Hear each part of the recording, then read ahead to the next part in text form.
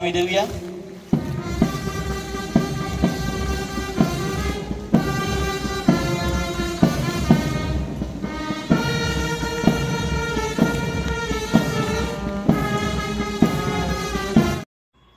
अलिबागमध्ये 80वा स्वातंत्र्य दिन साजरा. भर पावसात भरत गोगावलेंचं भाषण.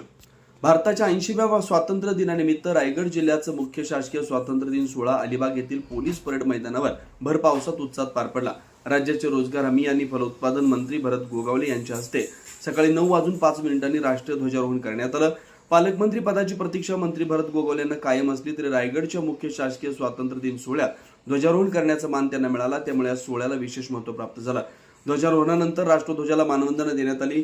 राष्ट्रगीत आणि देशभक्तीच्या वातावरणात स्वातंत्र्य दिन साजरा करण्यात आला.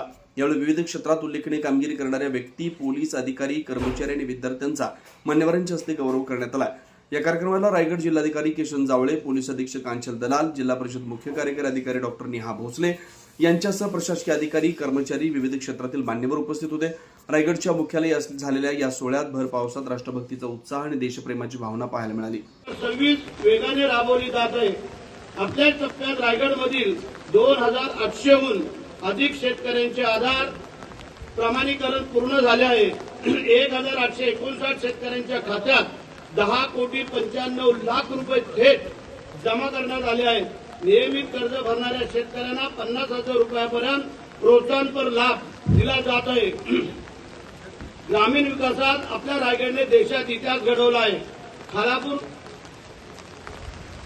खालापूर तालुक्यातील खरवली ग्रामपंचायत जलसमृद्धी श्रेणी देशात प्रथम, खालापूर तालुक्यातील सांबार्ली ग्रामपंचायत सामाजिक सुरक्षेत देशात द्वितीय, खालापूर तालुक्यातील वासांबे ग्रामपंचायत आत्मनिर्भर पंचायत श्रेणी देशात प्रथम, अलिबाग तालुक्यातील वडगाव ग्रामपंचायत आदी शक्ती अभियानात संपूर्ण महाराष्ट्रात प्रथम. उत्कृष्ट कामगिरी करणाऱ्या सर्व सरपंचांचे, ग्रामस्थांचे आणि प्रशासनांचे खूप खूप कौतुक.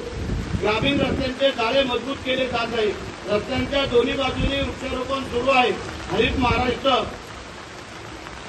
करता मोठ्या प्रमाणात वृक्ष लागवड करून पर्यावरणपूरक व शाश्वत पर्यावरण निर्माण करण्याचा शासनाचा संकल्प आहे. महिलांच्या सुरक्षेसाठी 151 हेल्पलाईन आणि 16 हिरकणी कक्ष कार्यरत आहेत. आपल्या रायगड जिल्ह्यातील माझ्या 4,76,000 लाडक्या बहिणींना दरमहा 1,500 रुपये मानधन दिले जाते. बालकांच्या सुरक्षेसाठी 1,098 हेल्पलाईन आणि 24 तास सुरू आहे. तरुणांसाठी मुख्यमंत्री युवा कार्य प्रशिक्षण योजना राबवली आणि विविध रोजगार मेळावे राबवले जात आहेत. माजी मुख्यमंत्री स्वर्गीय सुधाकरराव नाईक यांच्या स्मृतिदिनानिमित्त 15 ते 21 ऑगस्ट दरम्यान जलसंधारण सप्ताह सुरू करण्यात येत आहे. येत्या 21 ऑगस्ट रोजी सकाळी 6 वाजता मला वॉकेथॉन वॉक फॉर वॉटरचे आयोजन करण्यात आले. माझ्या सर्व नागरिकांना, तरुणांना आणि विद्यार्थ्यांना विनंती आहे की पाणी अडवा, पाणी जिरवा, जलयुक्त महाराष्ट्र घडवा या मोहिमेत सर्वांनी मोठ्या संख्येने सहभागी व्हावे. पंतप्रधान आदरणीय नरेंद्र मोदी साहेब यांनी पाहिलेले विकसित भारत 2047चे स्वप्न तेव्हा पूर्ण होईल जेव्हा देशातील प्रत्येक गाव आर्थिकदृष्ट्या सक्षम, स्वयंपूर्ण आणि समृद्ध बनेल. विकसित भारत जी रामजी ही केवळ हाताला काम देणारी योजना नसून ती ग्रामीण अर्थव्यवस्था पाया मजबूत करणारी आणि शाश्वत विकासाला लोकचळवळ आहे. याद्वारे उभारल्या जाणाऱ्या जलसंधारण, वैयक्तिक विहिरी, वृक्ष लागवड, पाणंद रस्ते, फळबाग लागवडीसारख्या मूलभूत पायाभूत सुविधांमुळे ग्रामीण भागातील उत्पादकता आणि वाढण्यास मोठी मदत होईल.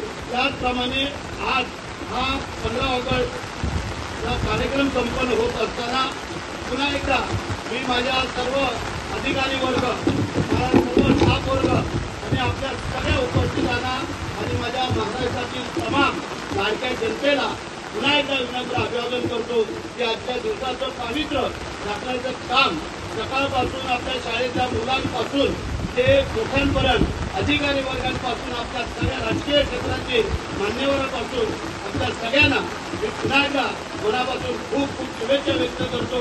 आणि खास करून एवढ्या पावसातही माझे पत्रकार बांधव, पोलीस वर्ग, अधिकारी वर्ग, आमचे आमदार, जिल्हा परिषद सदस्य, जिल्हा परिषद अध्यक्ष सगळ्यांना मनापासून धन्यवाद देतो. जय हिंद. जय महाराष्ट्र, वंदे मातरम.